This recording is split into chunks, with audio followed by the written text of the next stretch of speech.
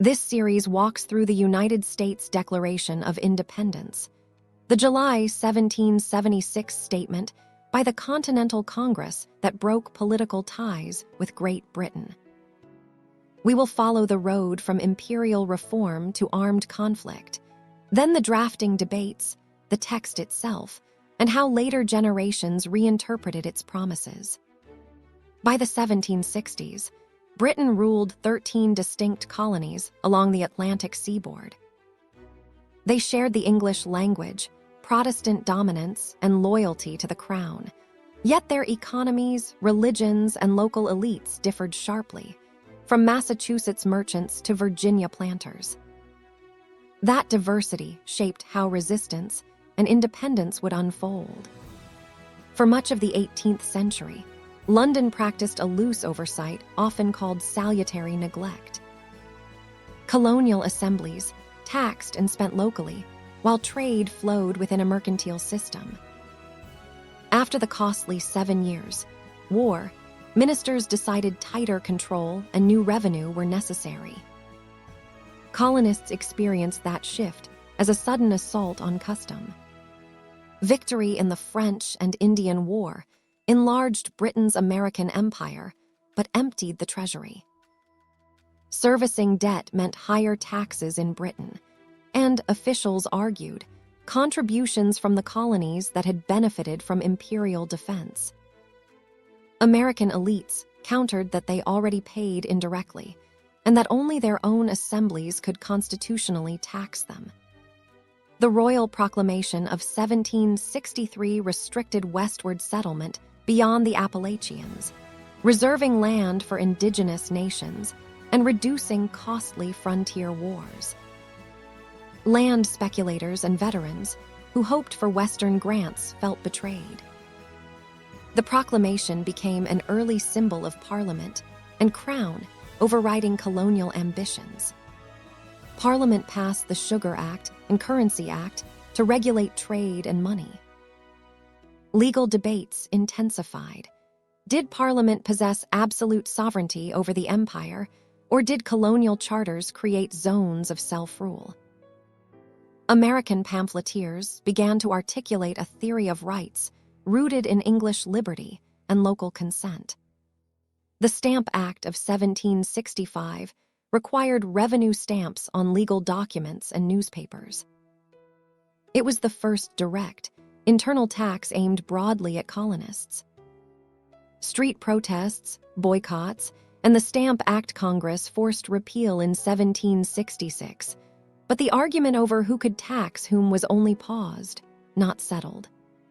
Repeal brought celebration, yet Parliament paired it with the Declaratory Act, asserting authority to legislate for the colonies in all cases whatsoever. Americans heard repeal as tactical retreat, not principle.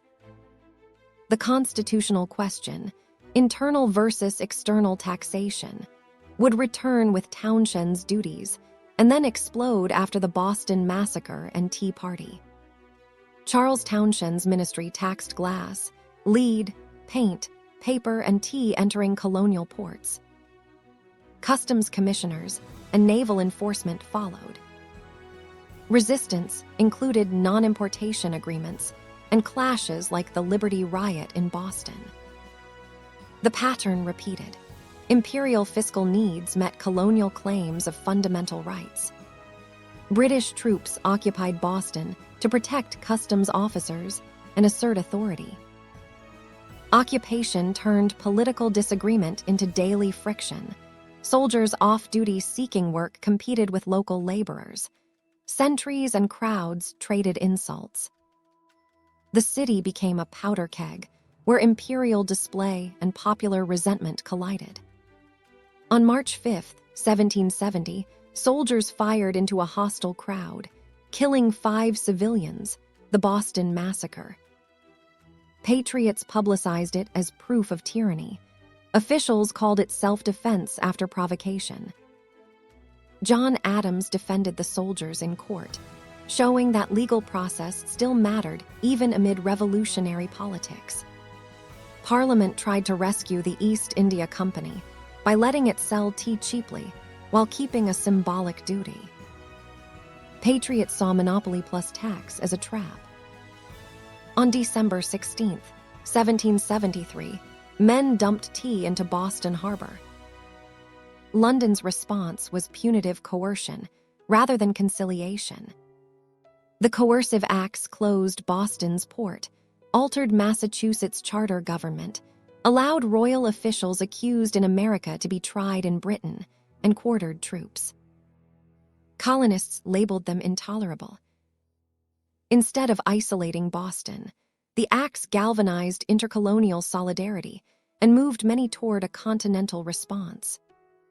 Delegates met in Philadelphia in 1774 as the First Continental Congress. They endorsed the Suffolk Resolves, called for boycotts, and petitioned the king while denying Parliament's authority over internal matters.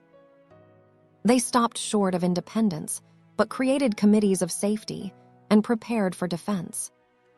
On April 19, 1775, fighting erupted at Lexington and Concord. British troops searched for military stores. Militia resisted. News raced the colonies that the empire had fired on subjects. The war had begun, yet many still hoped for reconciliation within the British family, hope that would fade over the next 14 months. The Second Continental Congress assumed many functions of a national government. It appointed Washington commander, issued paper money, organized an army, and sent diplomatic feelers abroad. It also wrestled with divided opinion. Some delegates wanted independence immediately. Others feared civil war and economic ruin without the empire. Congress sent the Olive Branch petition to George III, professing loyalty and asking for redress. The king refused to receive it as from a legitimate body, treating Congress as rebels. Each failed negotiation pushed moderates towards separation and made reconciliation harder to defend in provincial assemblies.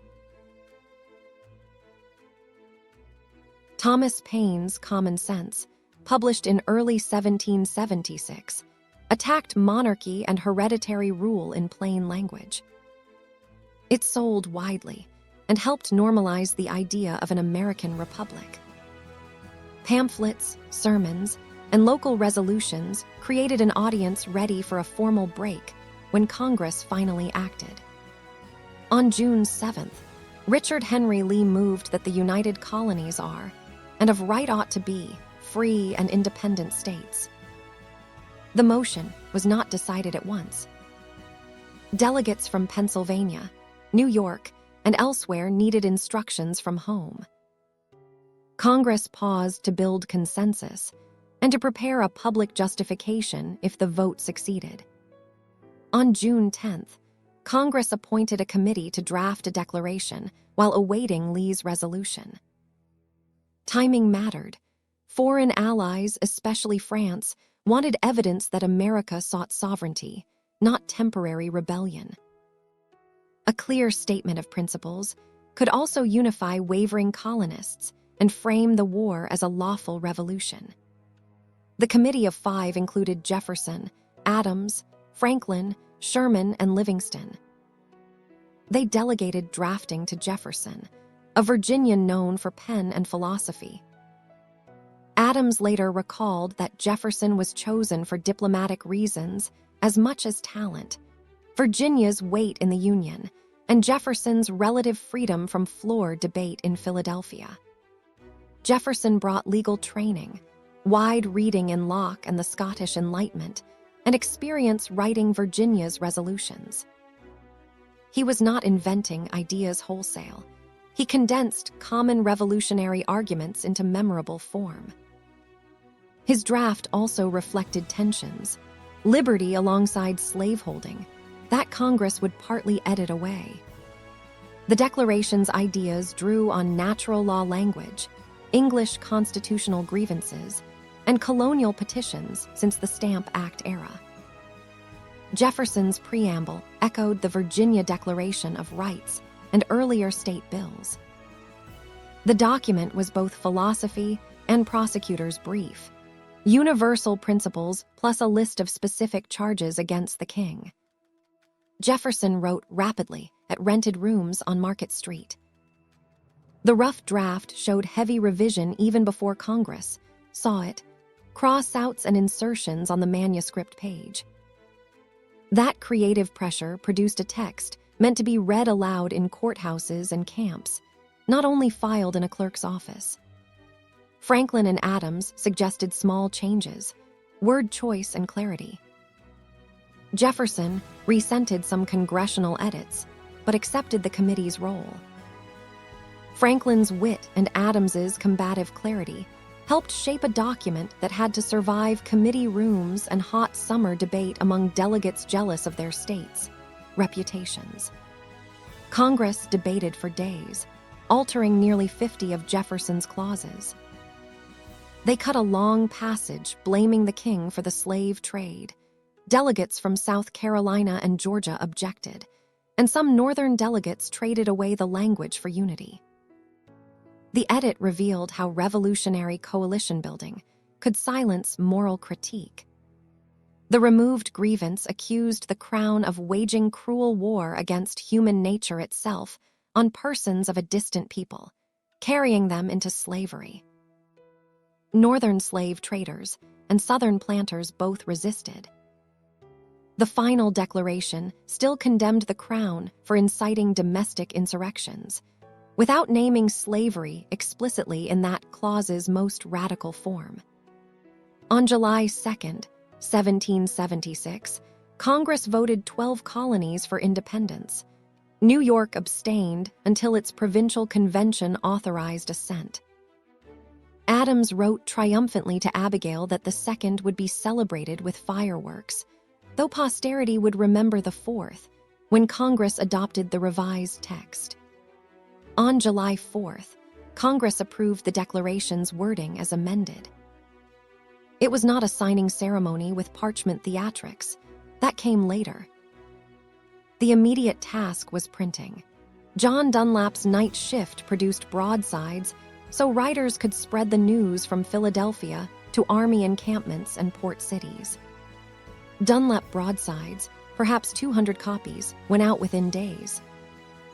Some survive with variant punctuation and capitalization. Printing was rushed.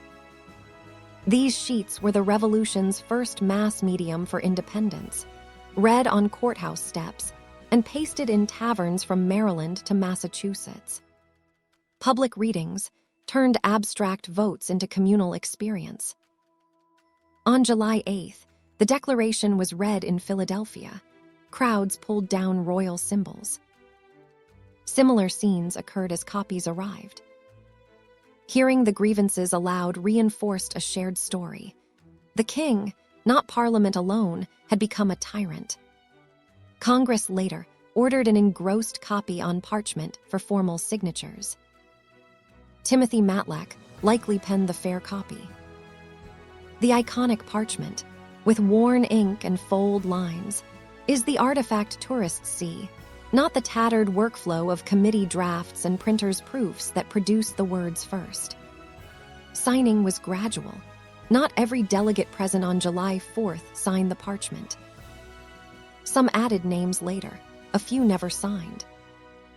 The legendary August 2nd bulk signing is part tradition, part simplification. Understanding the timeline corrects myths, while honoring the courage of those who did attach their names to treason in British law. John Hancock, President of Congress, signed large. So legend says, George III could read it without spectacles. The story may be apocryphal, but Hancock's flourish symbolized bold commitment. His name became slang for signature, a linguistic fossil of revolutionary celebrity. Several delegates opposed or abstained from independence. Others were absent on business. Loyalists, perhaps a third of colonists in some estimates, faced intimidation, confiscation, or exile. The Declaration spoke for Congress, not unanimous popular consent. Civil war within communities accompanied the war against Britain. The Declaration has 4 main parts: an introduction stating the right to explain separation, a preamble of political principles, a body of grievances proving tyranny, and a conclusion dissolving ties and announcing new powers. That architecture made it both manifesto and brief, readable as philosophy and as indictment. The opening sentence grounds revolution in respect for human judgment. When dissolving political bands, decent respect requires declaring causes. The tone is measured, almost legal, claiming the revolution is not rash caprice but a public accounting ode to mankind. Appeal to the laws of nature, and of nature's God framed independence, as conforming to a moral order knowable by reason and observation. 18th century readers understood mixed meanings: Protestant providence, deist clockmaker, or legal natural law, but the phrase asserted legitimacy beyond mere force. We hold these truths to be self-evident, claimed foundational axioms needing no proof for reasonable people. In practice, what counted as self-evident was contested. Still, the rhetorical move elevated ordinary colonists' grievances onto a plane of universal principles that could inspire later movements. All men are created equal did not instantly abolish slavery or extend the vote to women. Historians debate founders, intentions versus text's later power. For abolitionists and civil rights advocates, the sentence became a moral yardstick measuring American practice against American promise, a tension still central to U.S. political culture. Life, liberty, and the pursuit of happiness paraphrased Locke's property while broadening aims. Happiness suggested flourishing beyond mere survival. Rights were unalienable, not forfeitable to government whim. Governments existed to secure those rights, not to grant them as favors from a sovereign. Just powers derived from the consent of the governed, a theory of popular sovereignty challenging divine right of kings. Consent could be actual or implied in Republican theory, but the phrase armed revolutionaries arguing that George III had broken the social compact with American colonists. Whenever government becomes destructive of ends, people may alter or abolish it and institute new government laying foundations on principles and powers likely to affect safety and happiness. This was radical, not treason by definition, but remedy of last resort after repeated abuse. Prudence dictates governments long established should not be changed for light causes, a concession to conservatism. Then the pivot, a long train of abuses evinces designed to reduce people under despotism. Colonists claimed discernible tyrannical intent, not isolated mistakes, justified revolution. The Declaration promises facts submitted to a candid world, an appeal to international opinion and posterity. Each grievance aimed to show a pattern: refusal of assent to wholesome laws, interference with representation, war on the people. The list blended constitutional arguments with emotive charges of cruelty and betrayal. Congress accused the king of refusing assent to laws necessary for the public good, highlighting royal veto and instruction to colonial governors blocking reform. Americans argued they could not secure prosperity or justice, while imperial veto nullified local legislative majorities on crucial matters. Governors dissolved representative houses for opposing invasions on rights, leaving legislatures unable to meet or legislate. Without assemblies, colonists said, they lost the British rights they claimed as Englishmen. No taxation only by consent if no body could voice consent. The king obstructed justice by making judges dependent on his will alone for tenure and salary, undermining impartial courts. Colonists tied independent judiciary to liberty, control from London or royal appointees, looked like arbitrary rule dressed in legal robes. New offices swarmed with officers to harass people and eat out their substance, a charge against customs bureaucracy and fees. Everyday encounters with tax collectors and courts made abstract imperial policy felt as personal predation in seaports and countryside alike. Standing armies in peacetime, without consent of legislatures, alarmed Anglo-American political culture, rooted in fear of permanent military rule. Boston's occupation embodied the grievance. Regulars among civilians seemed the face of creeping despotism. Quartering acts forced housing of troops in private buildings when barracks proved insufficient, an intimate burden on families and a symbol of military priority over domestic peace. Resistance to quartering fed broader constitutional arguments about limits on crown power in peacetime. Cutting off trade with all parts of the world, unless through British ports attacked colonial economies. Navigation acts were old. Wartime prohibitions and blockades strangled merchants. Patriots framed economic strangulation as political punishment of whole populations, not legitimate regulation. Imposing taxes without consent, stated plainly, restated the core constitutional clash from Stamp Act days onward. The Declaration elevated a fiscal dispute into proof of tyranny. Taxation coupled with denial of representation in the taxing body. Depriving trial by jury for alleged offenses tried in admiralty courts or overseas struck at a cherished English liberty. Colonists feared distant forums, biased judges, and harsher penalties, making law a tool of imperial control rather than local justice. Transporting Americans overseas for pretended offenses evoked fear of unknown law and unfair trials. The charge resonated with anxieties about loss of English rights and arbitrary executive power, core themes linking legal process to legitimacy of rule. The Quebec Act extended Quebec's boundaries and recognized French civil law and Catholic institutions. Many Protestant colonists read it as a template for arbitrary rule in the West, blocking their claims and allying the ministry with a popish neighbor.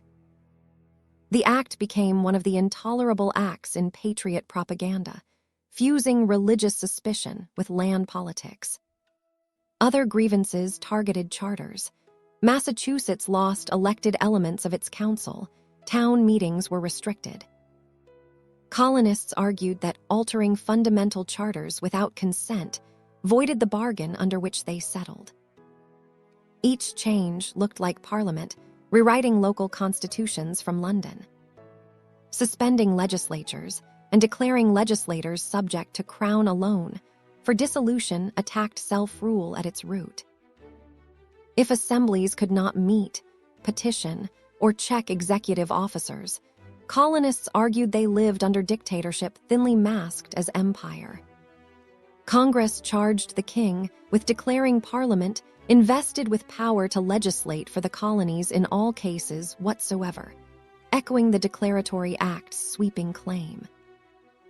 Americans said that erased the distinction between external regulation and internal self-rule, reducing them to subjects of a distant legislature they did not elect. The king abdicated government here by declaring us out of his protection and waging war against us, framing military conflict as the monarch's choice, not theirs. Plundered seas, ravaged coasts, burnt towns, destroyed lives captured suffering from raids, naval impressment fears, and southern campaigns. Hiring foreign mercenaries, German auxiliaries, was cited as barbarism, outsourcing killing to outsiders without shared bonds. Propaganda exaggerated atrocities sometimes, but the grievance expressed genuine fear that the Crown treated colonists as foreign enemies rather than misguided subjects. Inciting domestic insurrections, references to slave revolts promised freedom and native nations urged against frontiers, showed how racialized fear entered revolutionary rhetoric.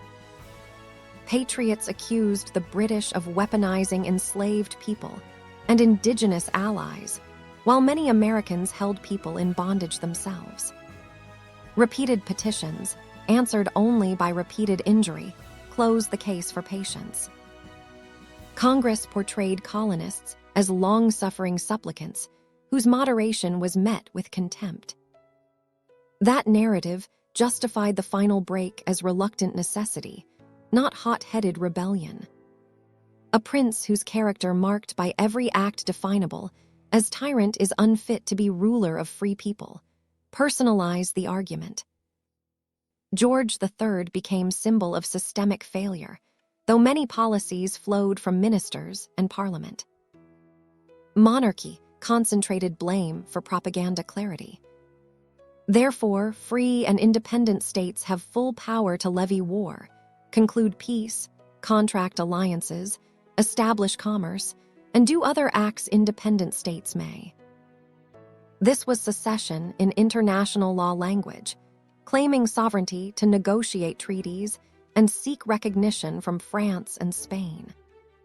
The signers mutually pledged lives, fortunes, and sacred honor, stakes beyond rhetoric. If Britain won, leaders risked hanging as traitors. The pledge framed commitment as honor culture, public virtue tested by willingness to sacrifice for the common cause. Read as law, the grievances resemble an indictment. Each article aims to show breach of implied contract between king and people. Read as politics, they simplified complex imperial history into a morality tale for domestic mobilization and foreign audiences who might aid a new nation. European philosophers and diplomats parsed American claims. Sympathizers saw a Republican experiment. Skeptics saw slaveholders shouting liberty. The Declaration helped frame the war as ideological struggle, influencing later Atlantic revolutions even as its authors compromised on slavery to preserve union. Jefferson and others knew contradictions between universal rights and slave economies. Some founders hoped slavery would fade. Instead, it deepened. Later movements forced Americans to confront whether the nation would align practice with the Declaration's opening propositions, or abandon them as mere words. Abraham Lincoln treated the Declaration as moral foundation of the nation, not the Constitution alone. At Gettysburg, he invoked a nation conceived in liberty and dedicated to proposition that all men are created equal. Lincoln's reading elevated the preamble above sectional compromise as America's ethical compass. Seneca Falls, abolitionist conventions, labor movements, and 20th century civil rights marches quoted the Declaration to demand inclusion. Marginalized Americans argued they were the true heirs of its logic. That interpretive battle continues whenever equality and citizenship are contested. From Latin American declarations to 20th century decolonization, 1776 offered a template: assert rights, list grievances, declare independence. The American text became one node in a global story of empire challenged by self-determination, even when new nations repeated old exclusions. The engrossed parchment is preserved at the National Archives in Washington, rotated with care from light and handled rarely. What visitors see is fragile ink on animal skin, material witness to debates, edits, and the slow consolidation of 13 states into a federal union under a later constitution. Charters of freedom encasements control temperature, humidity, and gas atmosphere to slow decay. Conservation science reminds us that founding texts survive through deliberate stewardship. Digitization spreads access, but the aura of the original still anchors national memory in a tangible object touched by signers hands. Scholars analyze consent theory, popular sovereignty, and the social contract in the Declaration's logic. Debates ask whether the text primarily expressed Lockean liberalism, Republican virtue, or pragmatic coalition politics. All lenses capture partial truths. Together they show a dense, contested intellectual moment.